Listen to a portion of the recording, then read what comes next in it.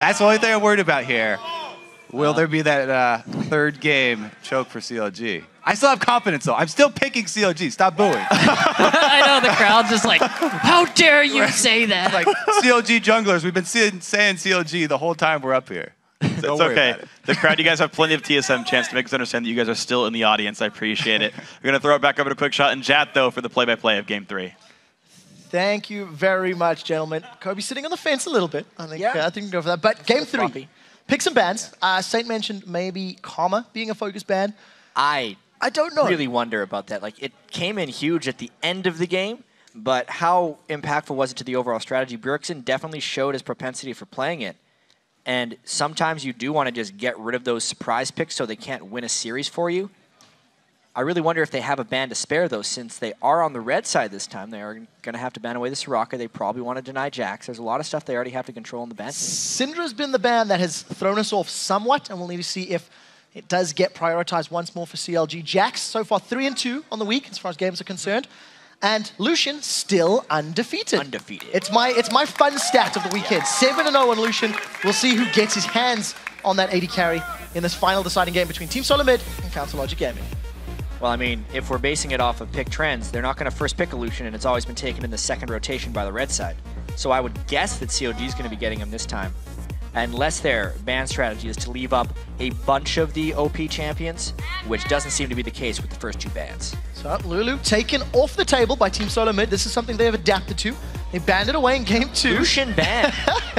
There we go. So trend broken. His 100% win ratio is kept intact. The rest of the bans coming through, as you've talked on already. CLG taking away that Soraka. They also have banned Jax. The question is, what will be their third ban?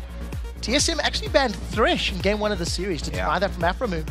I wonder if it's a consideration. Maybe Lee Sin, something else they've banned. There's so many potentials for TSM. They've got 5 seconds left to lock it in. There are so many champions up.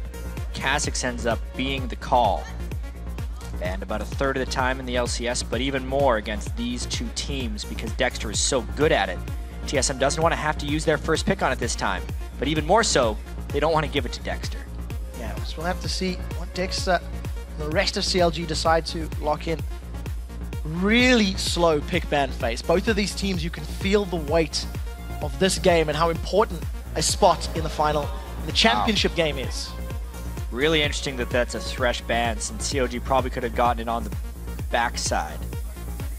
Unless TSM was willing to first pick it. TSM does first pick it fairly frequently. We didn't really know what TSM was going to be approaching the pick ban phase with, because they've had to adapt so much, and that's why this is so fascinating. We got to see the Karma last game. Now we get to see the first pick Nocturne, which is something that the Odd One played a ton of late Season 2. It is a champion he's familiar with, but just not recently.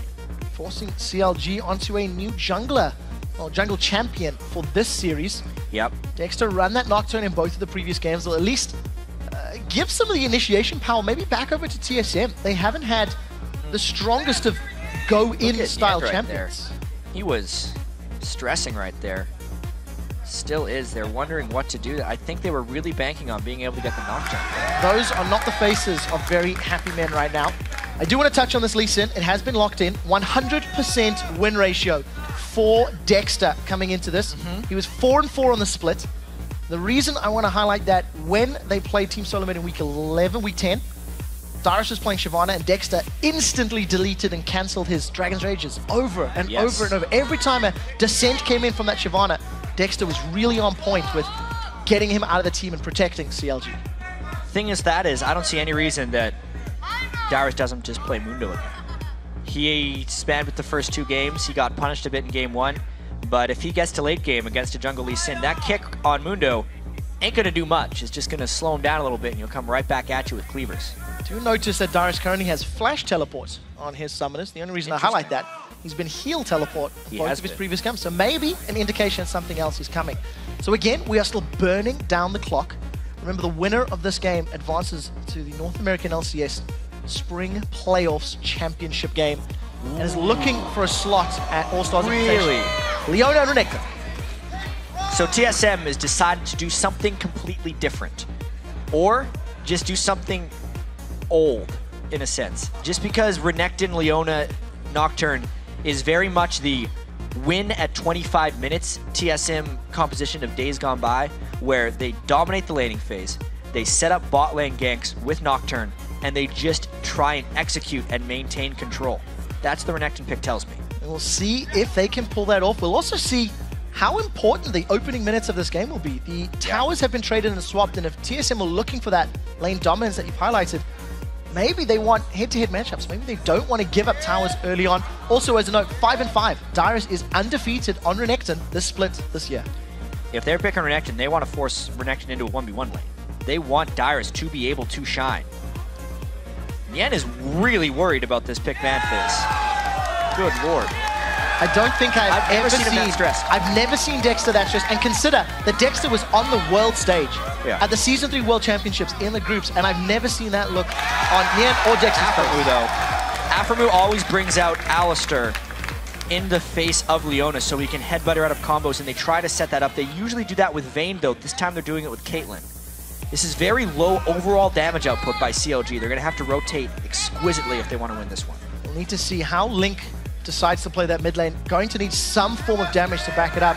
The TSM side, every single champion on Team Solomid's composition is screaming early damage. Yes, early absolutely. damage is screaming early lane dominance, and we'll see who works it out. So Corki gets in for Wild Turtle. Big pick there. It's just so many of TSM's classic champions is exactly what they went back to in this game 3. They took a complete move back to comfort, but because of the red side pick and ban meta that just developed within this series, the fact that they ended up banning the Lucian, they put CLG off kilter as well. CLG is playing something entirely different as well. These are common champions for CLG. It's what they're used to, but this would be a patch 4.2 or a patch 4.3 early 2014 season stuff that these guys are going at it. And at that time in the year, TSM was miles better than Counterlogic Gaming. Well, we'll have to see if that same trend continues. These comps somewhat reminiscent of the games you've seen this weekend. Yesterday when Curse was dealing with the poke that was coming out of Dignitas. It took 3 games for them to find their initiations. Team Solomid doesn't have that time. They need to be on point right now. They look like they've picked a very comfortable composition. It's really going to depend heavily on if TSM can get this early game control and understand where CLG has been going. CLG came out on top in both games 1 and 2 as far as early game map movements, and with this team composition, TSM has to jump on them early. We'll have to see if they make it work. Players are loading into the game. We want to know, once again, just remind you all to tweet at us who you think will win. Remember, the compositions and the look on Nien Tonso's face. That was stretched. Nien's face. Yeah, Nien's face. Or Nien Tonso, changed his name. Cast your vote by tweeting at LOL Esports, the hashtag TSM or CLG win. And it's been going back and forth. It's trended in CLG's favor. It has trended up in CLG's favor. I think for Nien, he really needs to settle his nerves. He's on that trundle. He needs to be a tanky frontline because truthfully, if anybody gets past him, there's not a lot of damage sitting on CLG's roster. The whole team is a little bit low. I wonder how CLG is going to manufacture kills. That's really what they're going to have to do. They don't necessarily have the ability to force them. They don't have absurd team fighting ability. They just have to be very sneaky about the way they get things done. Dexter has to be completely on point with Lee. Everything has to work in synergy. We are into the deciding game of Team Solomid versus Counterlogic Gaming. TSM on the blue side for this one. Heavy initiation comp coming up against Counterlogic's control comp, I think I'm going to call it. Deciding spot in this championship game. A winner of this advances and has a chance to claim the title as the best team in North America for this split so far. And they're going to end up playing the winner of Cloud9 versus Curse. Cloud9, of course, the heavy favorites in the matchup, which comes up right after this. So we have League of Legends all day long. But what a way to start it off here. Hoping for more best of threes to go all the way. We had one of them yesterday. This is the same strategy that CLG pulled out in game 1, using Nien as that sort of lure, sitting in the river and waiting for anyone to come by. There's a fair amount of CC, but it doesn't look like TSM are going to fall for it. Previously, TSM were the ones that invaded red, and ladies and gentlemen, the TSM fans are out in force. I feel they were silenced in game 2. And they are back for game 3. After that Burix and Pentakill, everyone came out of the woodwork for TSM. 84-16. Early game, I wonder if CLG is going to be pulling off invades.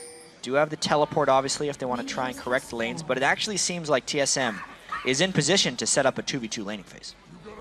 CLG not really moved from their early positionings, and we'll see how that laning phase works out. This is duos that we've not seen a whole heck of a lot of this year. Corki Leona against Caitlyn and Alistair, and this is old school combos. I mean, this is Season 3, Season 2 stuff even.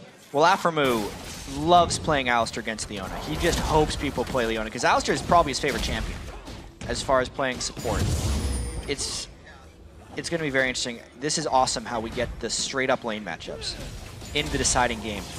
So much of this is just telling you TSM, TSM, TSM, because this is the type of game where they went on the 11-game winning streak, and this is how they have been dominating teams. Game 1 was won because TSM played CLG's game. Game 2 was extremely close because TSM pulled out something new and kind of reset the deck. Now it's Game 3. It's CLG playing TSM's game. Let's see who comes out superior. Darius taking a lot of damage early on, actually. He's going up against Nian with that cloth armor and a whole bunch of potions. So, sustain somewhat sitting in Nian's favor. We'll see how Darius continues to handle that lane out. Yeah, this is going to be Bjergsen trying to bully Link early on. And then afterwards, it's going to be all about the long-range spears and Link staying out of engagement range of the LeBlanc.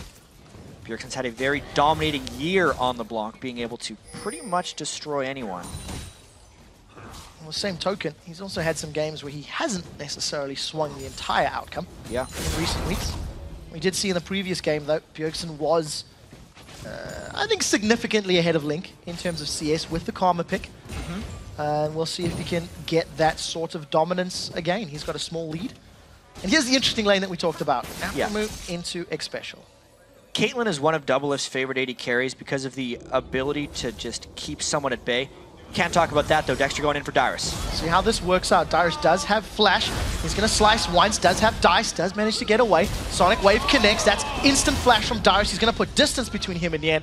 But Flash burn, successful gank by CLG. Yeah, Dexter's going to walk into the odd one. That's going to be a lot of damage. Spell shield is up. That is a lot. Dexter is going to continue moving safeguards away. That's a good amount of damage from the odd one on Nocturne. It is, but the lane is still frozen here for Nian if he keeps it here, and that should give him a bit of an experience edge on Dyrus. Dexter decides to shove it up a little bit. He's trying to keep pace with the odd one as well. Orange Special does manage to jump in the way. Finally stuns up Afram, who held onto that shield of Daybreak for a very long time. But at the end of the day, trade in favor of CLG again. Yeah, before that gank happened in the top lane, we're talking about why Doublelift likes Caitlyn so much. She has a very quick attack animation, and when you're extremely good at Caitlyn, you can just stay completely out of range of someone with inferior range. Like Corki, 550, Doublelift will be very good at just getting those one auto attacks and always walking backwards extremely quickly. He's very tough to kill, especially late game. And with the Alistair, anytime they try and engage on him, it's just that added level of peel to isolate targets. Well, Turtle, very low on hit points, does not have that potion to keep himself sustained. Aframu's keeping Doublelift nice and healed thanks to heals that he's throwing out. One thing we didn't touch on, 2 ignites on the side of TSM. We'll get to that in a second. They've caught Link out. That is a root, but doesn't manage to connect with a Javelin. 2 ignites on TSM versus none on CLG. But Flash and Heal burned in the mid lane, and the ignites on TSM are just indicative of them trying to reset this playstyle to being earlier on. They're not playing the heal game. They're still playing their old win early, destroy the lanes style, and they're going to hope to power through the healing of CLG with multiple ignites. So with that being said, Counterlogic Gaming have had the first early wins in terms of the top lane and the bottom lane, forcing Wild Turtle back. Link struggling somewhat in the mid lane, and CS is sitting pretty even. Nian was a little bit down from Dyrus, but that's been evened up. And Dexter, he's sniffing this bottom bit. I feel this might be forced. I don't really see Wild Turtle Special being caught out. Exactly. I feel like the only way Wild Turtle Special go in is if they're getting a gank from the odd one. It's probably just a misread there by Dexter. He was hoping to counter gank, and Alistair would have been very good at supporting that gank, but it ends up just being Lee Sin standing in a brush for a small period of time. Nothing ventured, nothing gained, I suppose. Dexter's going to back away and still trading this top lane. Yeah, and Dexter is actually going for a very aggressive early game. As you can see, he's done 2 longswords before even completing his Spirit Stone, so he's most likely going for that Lizard Elder, but he's went for the damage first. Hasn't necessarily paid off just yet. Hasn't been able to find ganks. Great to see Dexter changing his jungling style, though, as the series has gone on. from that Feral Flare. Now spending a lot of time in lanes. We haven't seen him make this sort of concerted effort at interrupting lanes. You can see he's moving to the top as well. So again, coming up behind Dyrus. But level 6, going to be tough to tango. Dominus is up, instantly thrown. That's a chomp. That's slice for one. Does actually stop, turns it back around. That's very aggressive by Dyrus. Dexter nowhere near landing that Sonic Wave, but Dyrus totally in control, reading the situation well. Yeah, and now he gets that empowered Q on the full wave, and it's like that gank never even happened, except both CLG members are low. Plus, there's a Nocturne waiting in the wings. This is going to hurt Dexter's jungle substantially. So level 5 Nocturne does not have paranoia, about 3/4 of a way from getting to his ultimate, but very well turned around by Dyrus.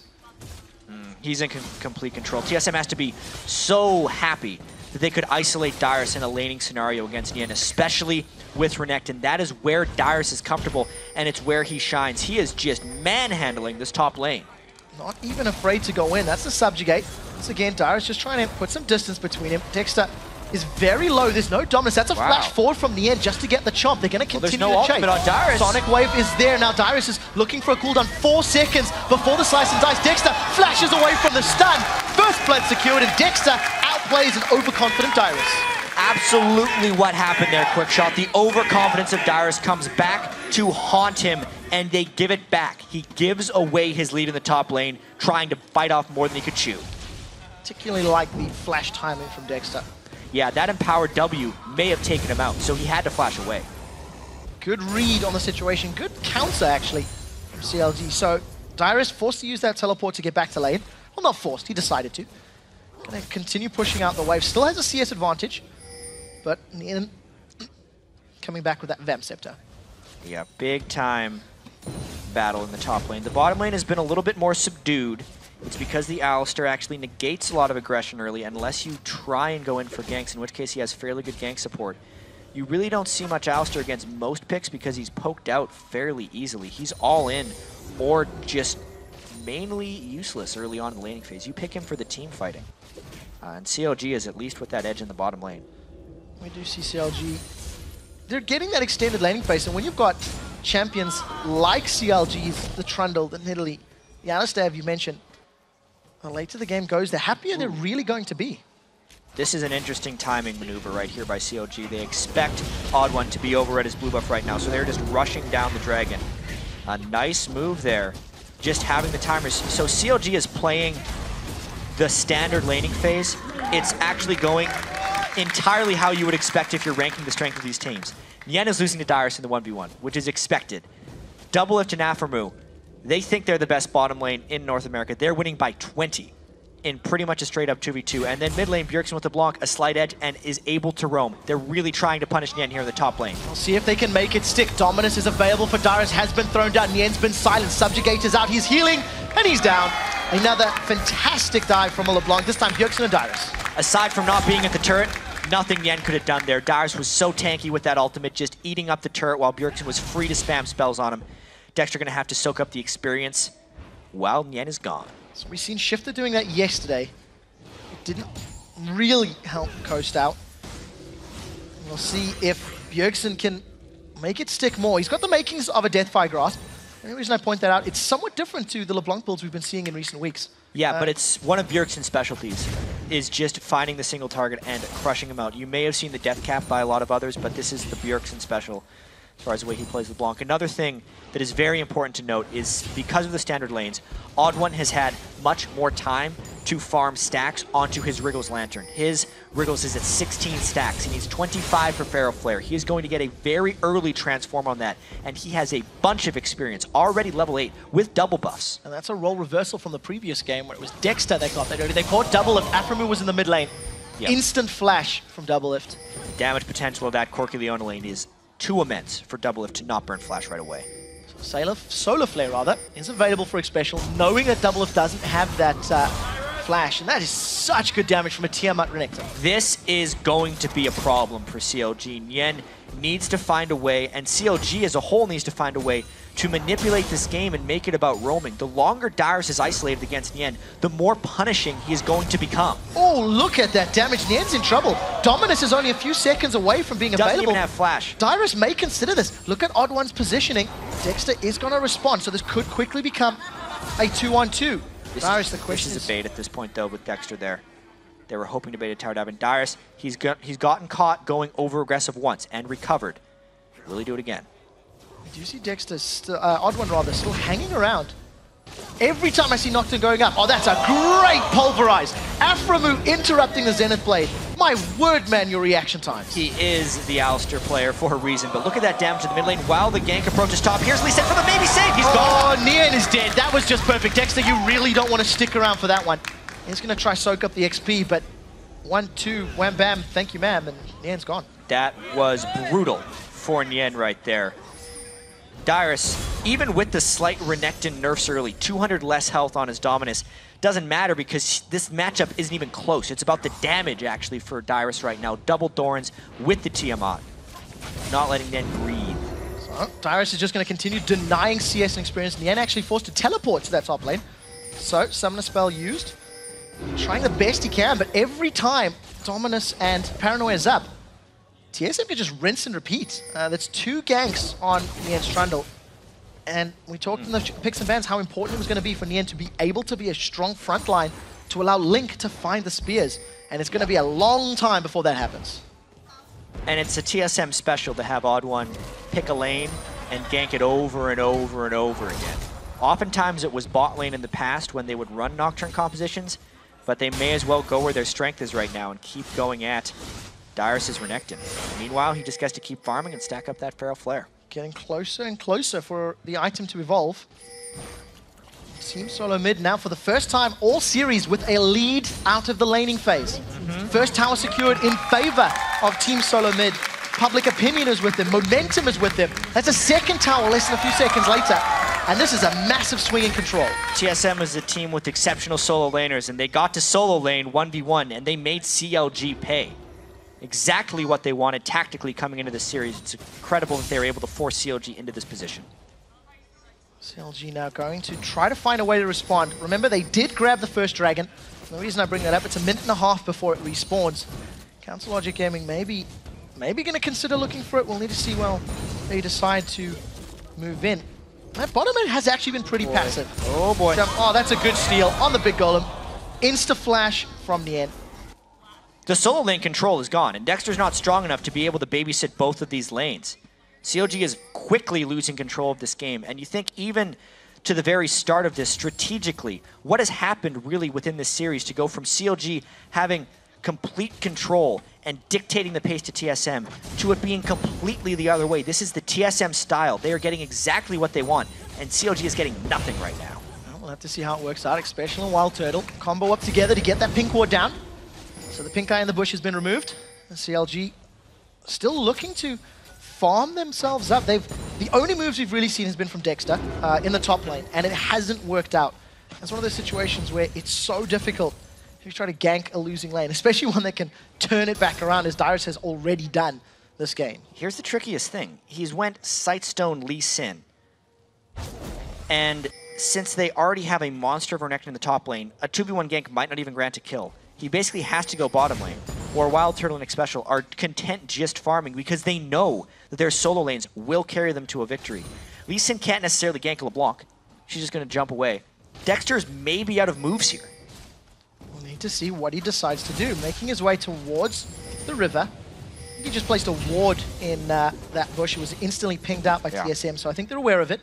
They might try to find Dexter in the jungle now. Nice niddly trap. We're going to, until Vision was revealed. So Bjergsen grabs himself on a trap, immediately backs away. TSM, less focus on stealing buffs from CLG this game. You contrast that to the opening 15 minutes of games 1 and 2. And exactly as you've highlighted many times already, Jet, TSM just wanting those head-to-head matchups, wanting to let their composition and their champion counter picks really do the work for them. This is extremely dangerous right now. The rest of TSM could collapse down onto CLG if they get caught during that dragon. They want to poke with Nidalee Spears before doing anything drastic. This game could very easily get out of hand for CLG if they lost a dragon fight. Teleports available on both top laners, not needed as they've moved their way down to the bottom half of the map. Dexter still moving into position. It looks like they've given it up. Honestly, they have to concede this. There is too much strength on TSM right now. Darius is level 12 to a level 10 Yen in the top lane. Even though both top laners have came down, both top laners aren't really there because Nyen isn't a full person right now when compared to Dyrus. This is just too much for TSM. Too much for CLG to deal with. TSM, it feels like they're trying to bait CLG to start the Dragon because TSM have made no movements for it. They also don't want to get poked down by Nidalee Spears, keep that in mind. Instead, they've stuck both Dyrus and Bjergsen in the mid lane. No one from CLG is here to defend this. We do see Link, he's taking a long walk around. If the minions hold true, this could be another tower for TSM. I think it's going to be. Yeah, that's even better than the Dragon. They were using the Dragon as a way of drawing CLG away from the mid lane, and then because they are so much stronger as a unit, they moved through the CLG jungle, preventing the rotation past the blue buff, and giving them free time on that turret. Just like that, the strategic control and decision-making you now feel is in TSM's hands. Games 1 and 2, it was all about CLG and their movements and their plays. And now, how does CLG bounce back? How do they do what TSM did in the previous game to bring it back into this match? It's going to be incredibly difficult at this point. We heard Kobe talking on the analyst desk before this game that CLG sometimes chokes in these big moments, and it seems to be happening again. If you just look at their just lackadaisical play right here in this game, they haven't made rotations early on in the game. They have lost control, and now they're just back into old habits. Playing TSM's game is not the way you beat TSM, and now they just go and get the Dragon. CLG are too far away for this. By the time they even get within distance, it will be secured. So Team Solomid grab themselves a 4,000 gold lead, their first Dragon of the game. Map movements are in favor of TSM, and they're doing well. Even just thinking about the camera shots during Champion Select, Nyen had his head in his hands. His mind was shattered before this game even began. Something happened here strategically for these guys, or during Game 2, that has put them a little bit on tilt, and TSM is taking full advantage. And Team Solomid have made it all the way down. Most of the turrets in the top half of the map.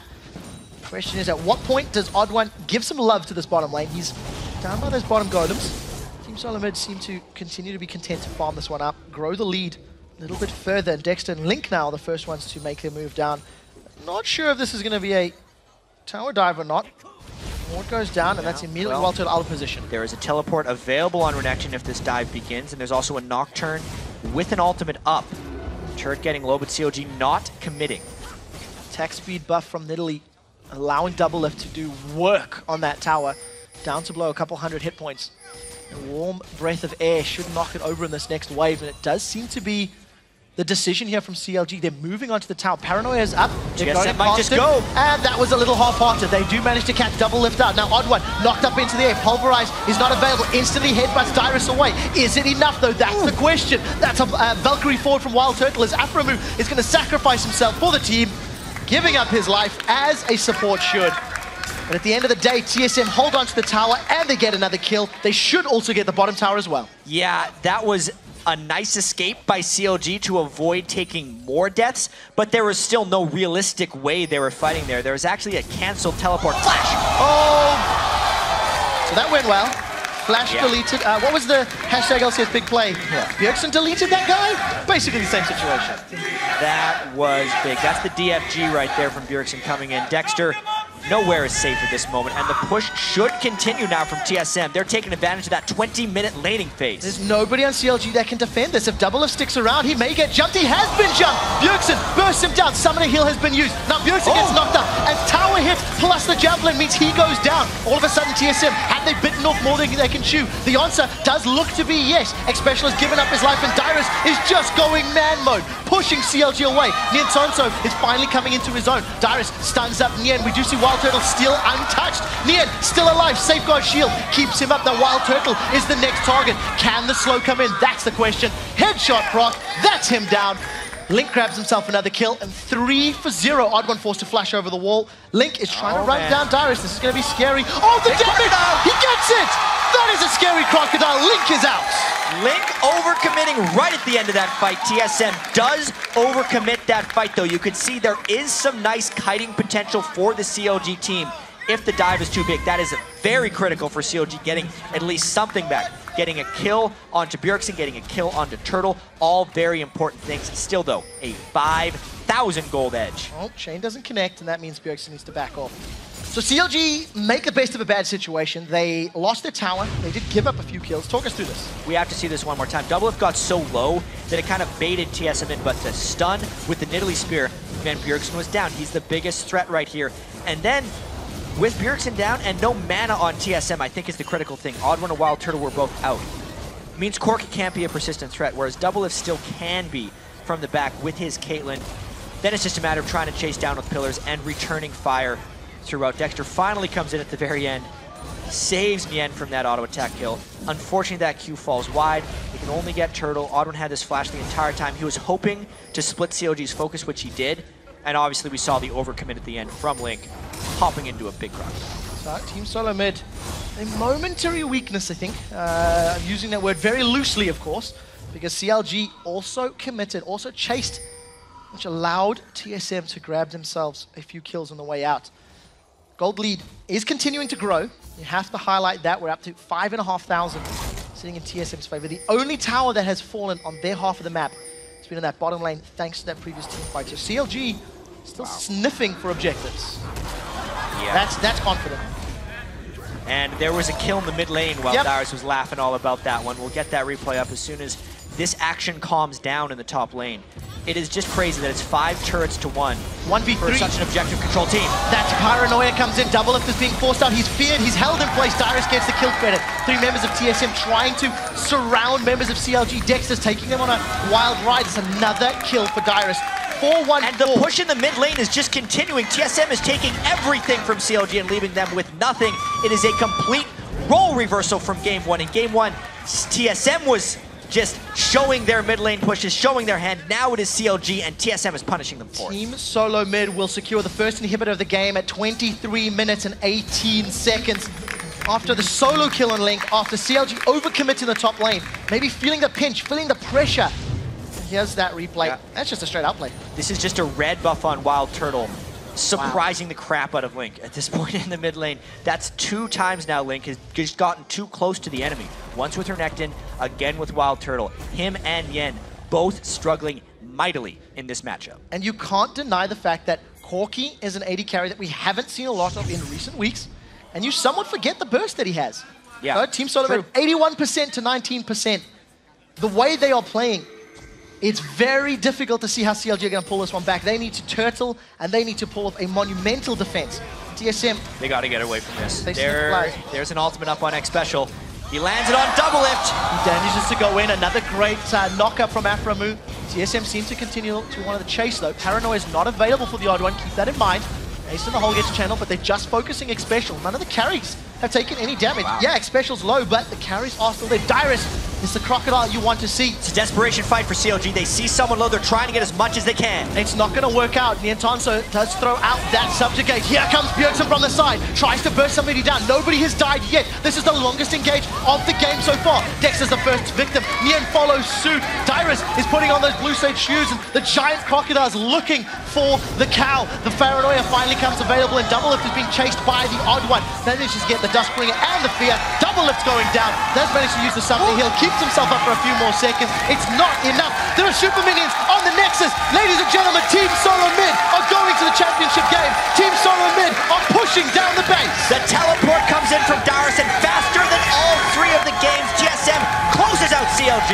Counter Logic Gaming put up a hell of a fight in games 1 and 2, but they got dominated in game 3. Team Solomid have done it. They are in the championship game. They will be playing tomorrow, and that was a great turnaround series. Considering how badly they lost in game 1 and how they were losing in game 2, I cannot say how impressive this game 3 domination was. They had their backs against the wall, and boy, did they respond. Have to question what was going on in CLG's heads. What was going on in that camp? Beginning of the game, Nien looked shell-shocked. Yeah, look at them now. Dexter, equally so. Crushed at this point. The storied history between these teams, how long CLG has been aching to knock TSM off of their pedestal, and it was not the day today. Everything was in CLG's favor, but TSM just pulled it through in the end. Last time CLG took a series off of TSM, which didn't even result in a tournament victory. MLG Anaheim, 2012, if I recall correctly, a long, long time ago. I do, however, want to say that this is the first time in a long time that you feel that TSM and CLG are much closer to evenly matched. Yes. This series could have gone either way. They are so close to the same level. And you could really see it just based off the two games. Honestly, if you're breaking it down game by game, CLG won game 1 pretty much as hard as TSM won game 3. Yeah. And that game 2 could have went either way. It really could have. Yeah. And the positional mistakes, the positional errors of CLG where they got caught up by that Baron in game 2, that was the opening that allowed TSM to get in there, that allowed them to pick up the 2-1 victory in the semifinals. Yeah, and in the final game, a lot of it came down to the MVPs of TSM. They're solo laners so often. Bjergsen, a lot of his roams top did help Dyrus get going.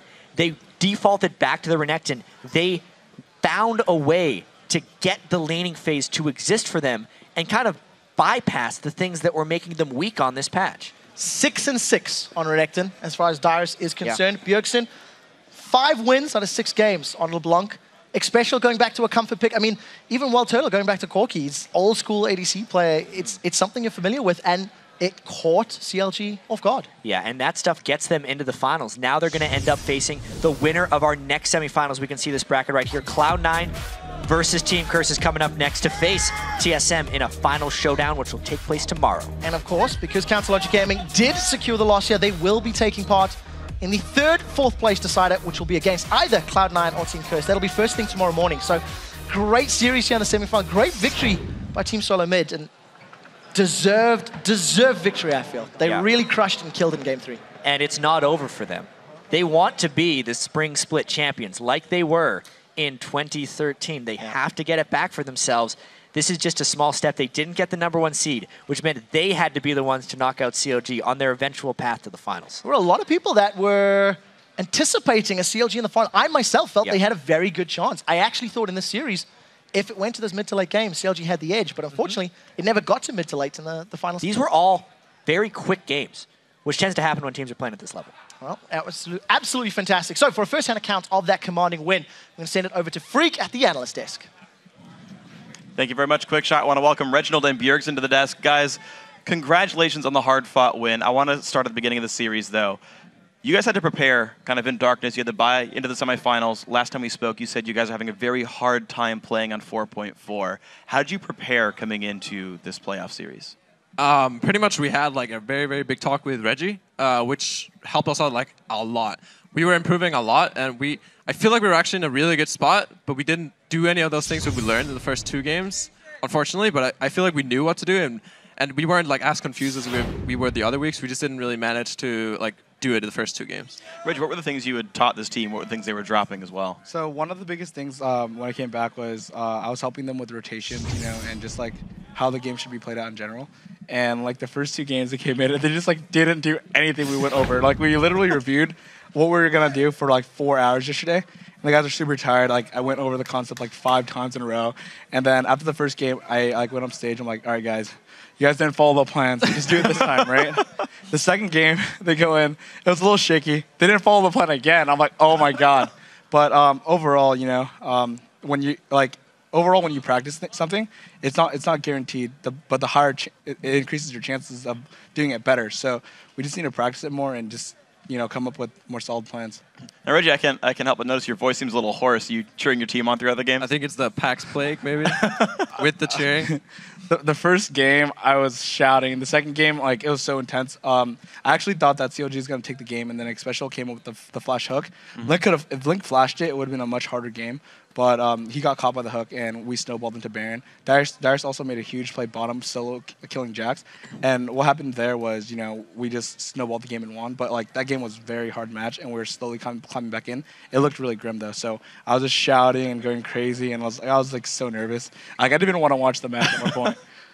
So, I mean, you talk about this match being so important and nerve-wracking and whatnot. I mean, it's the long-time rivalry, TSM versus Counter Logic Gaming. Reggie, you're now, coaching in the role must be harder for you, but, Bjergsen, you're kind of absorbing this one now, right? And you're the new you're the MVP of TSM, right? You're leading the charge. What's this match mean to you? Also, because